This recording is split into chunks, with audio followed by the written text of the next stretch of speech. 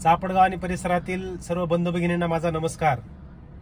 आपल्या सगळ्यांना माहिती आहे की यंदाच्या दिवाळीमध्ये वृक्षवल्ली ग्रुपच्या माध्यमातून आपण किल्ले बनव स्पर्धेचं आयोजन केलं होतं। यामागचा उद्देश हा होता की आपल्या भागामध्ये आजपर्यंत कधीच किल्ले बनव स्पर्धा झालेली नाहीये। पुण्याच्या भागामध्ये असतील किंवा बाकीच्या ठिकाणी खूप ठिकाणी किल्ले बनव स्पर्धा होतात। आपल्या भागामध्ये पहिल्यांदाच किल्ले बनव स्पर्धेचं आयोजन केलं होतं।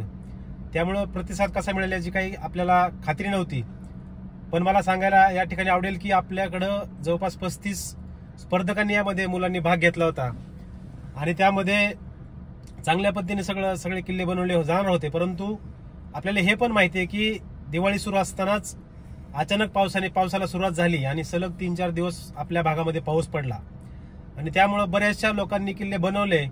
काहींनी किल्ले बनवले, त्यांनी त्याचं संरक्षण त्यांना करता आलं पावसापासून, पण काही मुलांनी आमच्या सहकार्यांनी किल्ले बनवले। त्यामध्ये पावसाच्या पाण्यामुळे काही किल्ले वाहून गेले, काहींच्या माती वाहून गेली, त्यामुळे त्यांना किल्ले स्पर्धेमध्ये भाग घेता आला नाही। बऱ्याच जणांना जे काही त्या ठिकाणी आवश्यक साहित्य आहे, माती असेल किंवा बाकीच्या गोष्टी असतील, त्या या पावसामुळे नियोजन करता आलं नाही।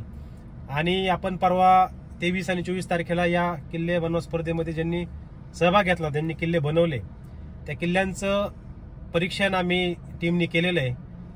पण तेच होत असताना बऱ्याचशा पालकांनी आम्हाला विनंती केलेली की पावसाच्या कारणामुळं बऱ्याचशा लोकांना, आमच्या मुलांना भाग घेता नाही आलेला आणि त्यामुळे त्यांनी अशी विनंती आपल्याला केली की जर ही स्पर्धा जर परत घेता येत असेल तर बघा, अशी विनंती केलेली। त्यावर आपण विचार करत होतो, परंतु आपल्या लक्षात असं आलेलं आहे की थोड्या दिवसामध्ये 19 फेब्रुवारी म्हणजे शिवरायांची जयंती आहे आणि त्या जयंतीला जर आपण किल्ले बनव स्पर्धा ही आता जी आपण ठेवली होती, मोठ्या प्रमाणात बक्षिसं होती, आपल्याला माहिती आहे। म्हणजे 2 गट आपण केले होते, खुला गट आणि बाल गट। त्यामध्ये प्रथम बक्षीस होतं ते 7,000 रुपयाचं होतं, द्वितीय बक्षीस होतं ते 5,000चं होतं आणि तृतीय बक्षीस जे होतं ते 3,000 रुपयांचं होतं। एवढ्या मोठ्या प्रमाणातली बक्षिसं आपण जाहीर केली होती। त्यामुळेच हे बक्षिसं असताना आणि जवळपास 35 मुलांनी यामध्ये भाग घेतला असताना यांच्या कलेला कुठेतरी वाव मिळाला पाहिजे, यांना एक्सपोजर मिळाला पाहिजे, या उद्देशाने आपण ज्या उद्देशाने ही किल्ले बनव स्पर्धा घेत होतो तो उद्देश सफल झाला पाहिजे, ह्या मागचा उद्देश आहे। आणि म्हणूनच आम्ही पालकांच्या विनंतीनुसार असं ठरवलंय की येणाऱ्या 19 फेब्रुवारी शिवजयंतीला आपण पुन्हा ही जी स्पर्धा आहे ती स्पर्धा कंटिन्यू करणार आहे।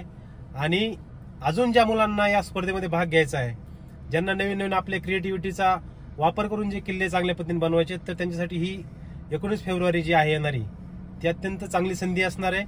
त्यावेळेला पावसाचं वातावरण नसणार आहे, मुलांना पण वेळ मिळेल। आता आपण काय झालं की बरीच मुलं मामाच्या गावाला गेली, बाहेर गावी गेली, त्यामुळे भाग घेता आला नाही। तर 19 फेब्रुवारीला च्या पिरियडमध्ये, म्हणजे 19 फेब्रुवारी दिवशीच नाही पण त्या अगोदर आपण त्यासाठी क्लिअर करू कशा पद्धतीने किल्ले बनवायचे काय। आणि आमच्या हे पण डोक्यात आहे की शाळेमध्ये जाऊन किल्ला बनवण्यासाठी कसं म्हणजे प्रशिक्षण देता येते का मुलांना, थोडक्यात हे पण आमच्या डोक्यात आहे। त्यामुळं सर्व चापडगाव, चोंडी, दिघी आणि परिसरातील जे लोक आहेत, जे आमचे मावळे आहेत, ज्यांना किल्ला बनवायचा आहे, ज्यांना हे महाराष्ट्राची संस्कृती रुजवायची आहे, ज्यांना मातीतले काहीतरी कला कुसरीला वाव द्यायचा आहे, तर त्यांनी हे लक्षात ठेवावं की आपण 19 फेब्रुवारीला शिवजयंतीच्या निमित्तानं किल्ले बनव स्पर्धेचं आयोजन करतोय।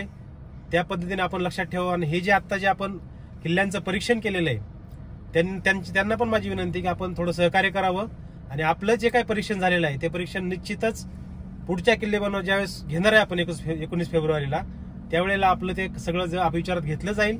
कारण की आता पण आपण पाहिलंय की खूप चांगल्या पद्धतीने किल्ले आमच्या मावळ्यांनी बनवलेले आहेत। त्यामुळे ही स्पर्धा जी आहे ती आपण 19 फेब्रुवारीच्या शिवजयंतीच्या निमित्तानं पुन्हा आपण ही कंटिन्यू करणार आहे।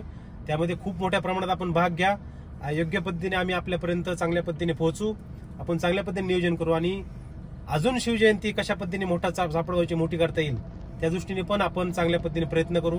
एवढंच मला या निमित्ताने आता आपल्याला सांगायचंय। धन्यवाद।